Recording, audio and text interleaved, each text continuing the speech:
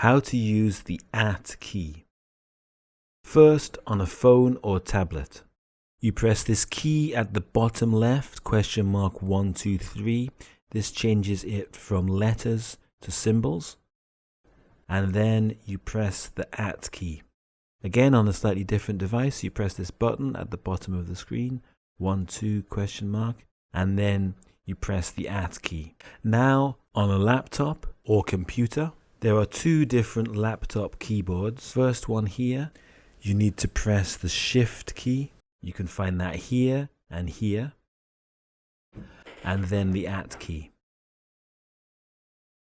Shift and the At key. Shift and the At key. This keyboard is slightly different. The At key is up here with the number 2.